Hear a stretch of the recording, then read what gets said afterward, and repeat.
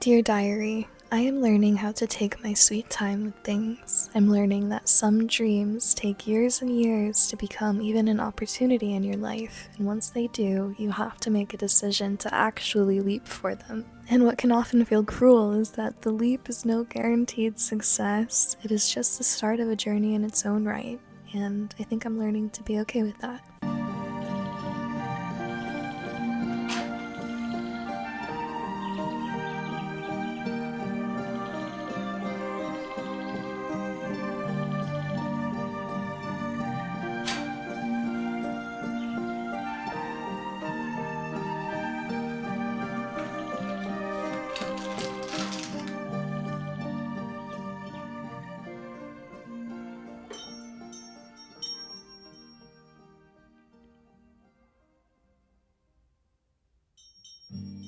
What am I beacon of hope?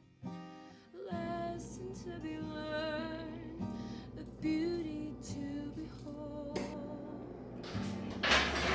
Light, all truth can be seen. We made our memories, we fade as they bleed.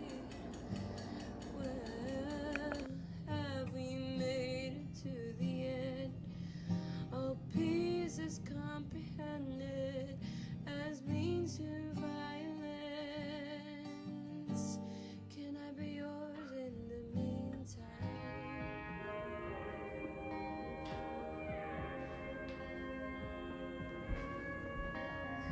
On a morning clear as this, I can almost see the life that lies before me, like the trees that lie beneath me. I see myself more, those little more leaves, I crush under my feet, in the autumn breeze. And I like being alone, but God, I was meant to be alone. Cut my heart open, watch me pour me out like water. Never stop running away from this place where I'm under the eyes of my father.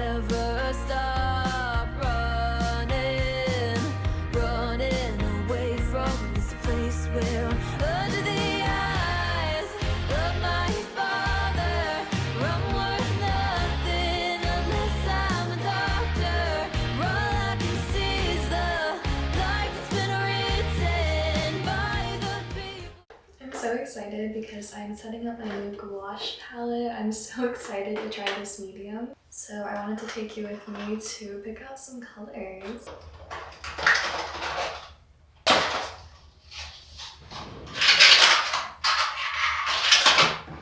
The thing is, I have 48 colors, but my palette only has 18 wells, I believe, so we're gonna have to be a bit selective. I want to pick colors that I know I will reach for often, and also colors that if I take my palette to travel, I will have the essentials. If I'm in my studio, I can still reach for some of these other colors from the tube and just put them on my palette temporarily. Okay, I know for sure that I am going to want white, of course.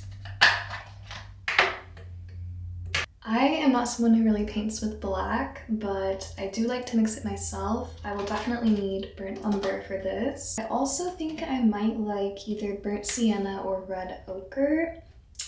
We might go with burnt sienna, just to have more of a warm brown. I am gonna pick a few colors that are pre-mixed that I know I'm gonna be using a lot this year for my tarot deck, which is something I'm going to be illustrating myself. And I'm going to be using a lot of very soft colors, so I might pick some things that I could definitely mix, but it would be nice to have on hand ready to go. I might go for a lunar gray. Going into the yellows, I know I'm going to want yellow ochre. We definitely need just a basic yellow. I like a mid yellow. So that's 6 colors already. As for red, I really like crimson.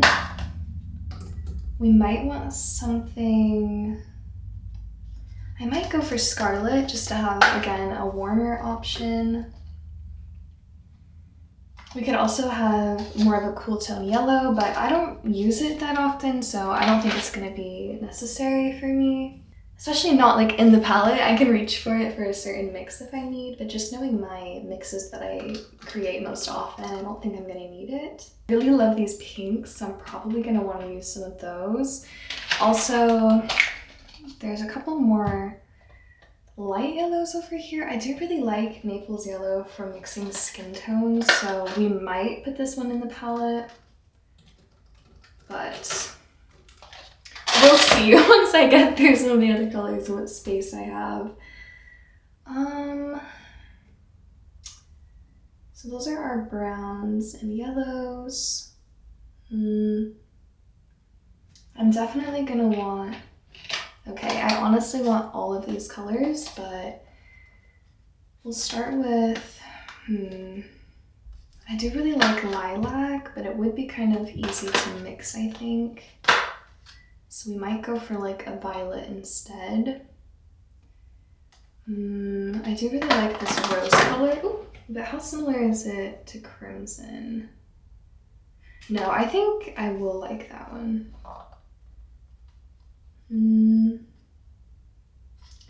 I'm curious about these two as well, so I'm gonna leave them out. But I don't know how much space I'm gonna have, so on to some of the greens. I like sap green. That seems like a nice, good mid-tone green. Perfume lily is quite pretty.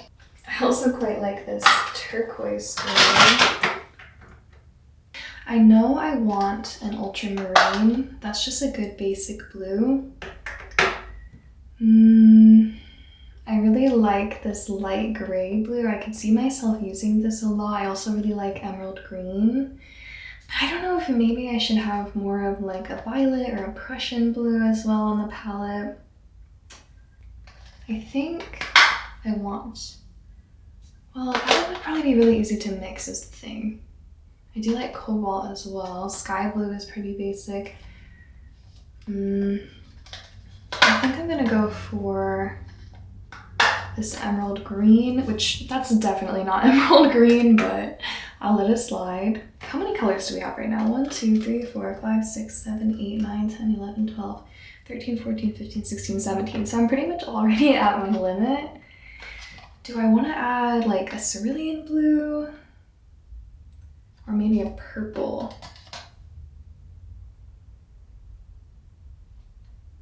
or a Prussian blue. I think I'm gonna keep it to pretty light colors, so I'm gonna go with cerulean blue. Okay, here are the colors that I decided on. It was honestly really difficult to pick, but I think this is the nice, well-rounded palette.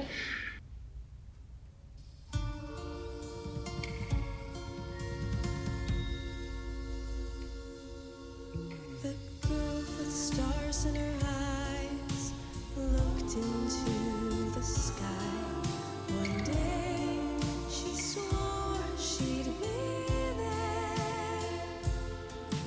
She knew she could make it and thought she could take it and land amongst the stardust where she came.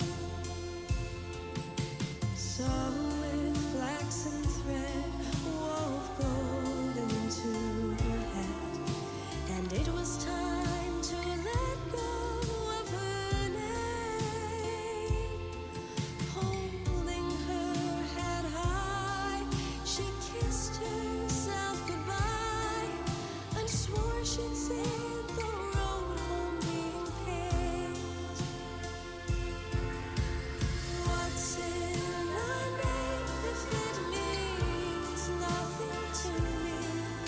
Just changing my name, leave my past in the dust.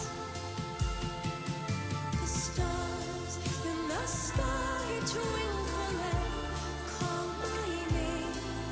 So why hold on if there is nothing there at all?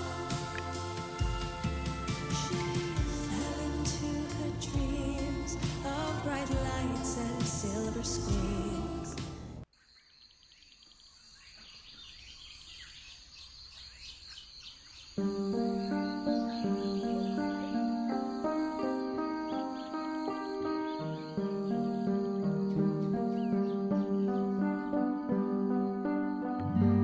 What am I? A beacon of hope, a lesson to be learned, a beauty to behold.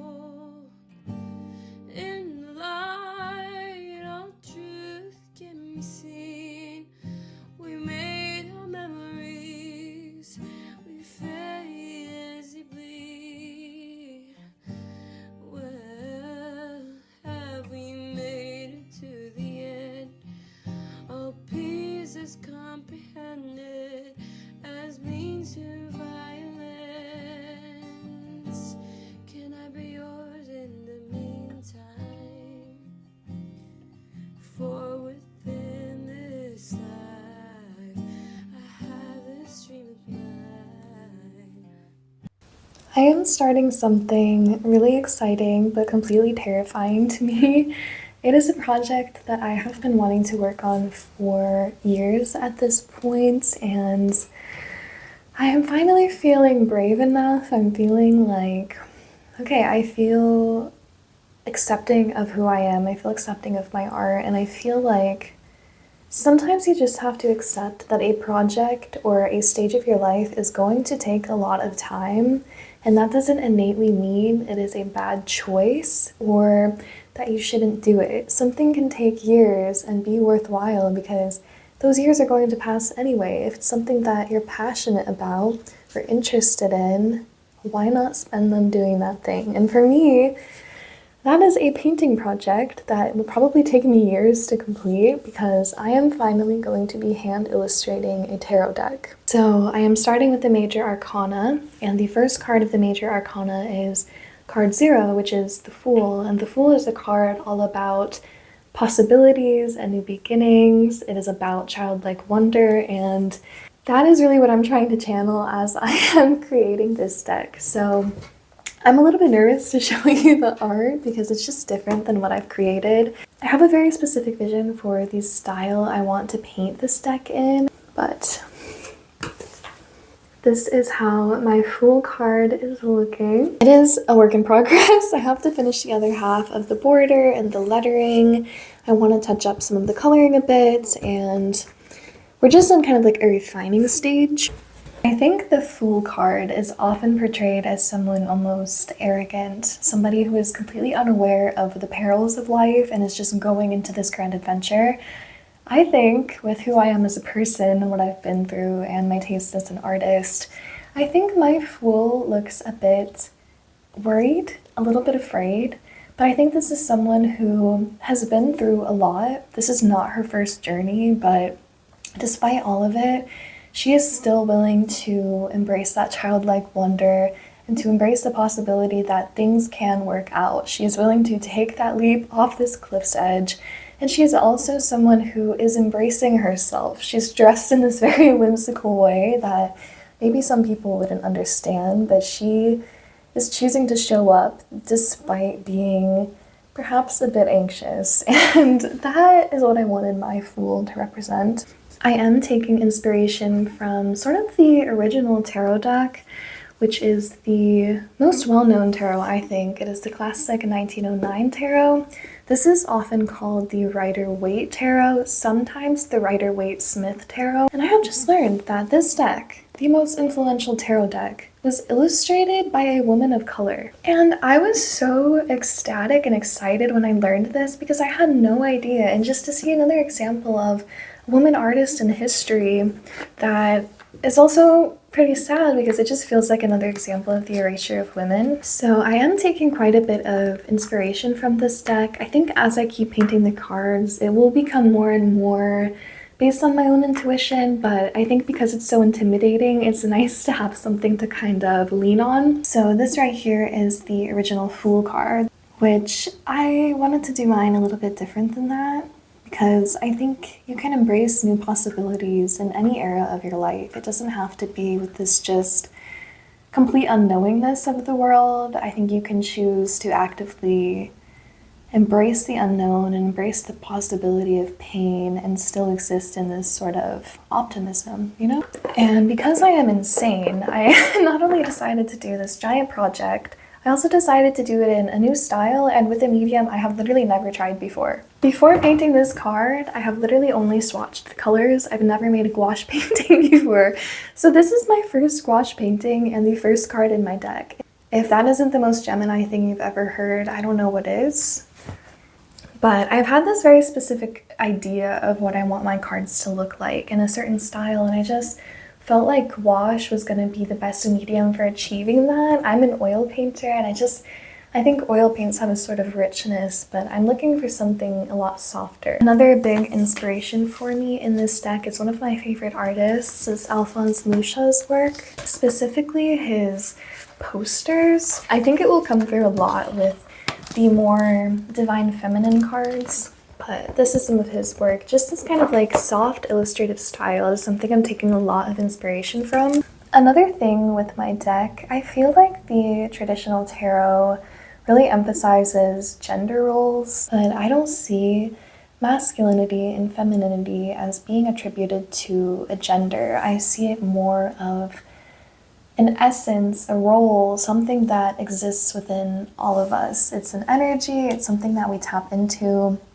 I think you can be the most divine feminine woman and still need that divine masculine within you. It's something that at different stages and in different roles of our life we tap into. And I am very comfortable to erase men completely from my deck because men have erased women for such a long time, and I feel inspired by the lives of women, the characters of women, and I want to capture that in this deck. I really want it to feel like a story of womanhood. I want it to express so many different varieties of that. And so my emperor is going to be a badass woman, and my empress will be as well, just in a different way. So all of my cards are going to be women, and all of my cards are going to represent a different aspect of that. So anyway, I have definitely been yapping for long enough. I really want to get back to painting this. This is also going to be the theme for my mail club. It's going to be the Tarot of Serenity, the Major Arcana. So I'm going to be sending this painting as a postcard and sticker once I finish it. So definitely keep an eye out for those Print and Prose Club posts and potentially joining. But yeah, I am going to get back to painting now, and thank you for listening to me.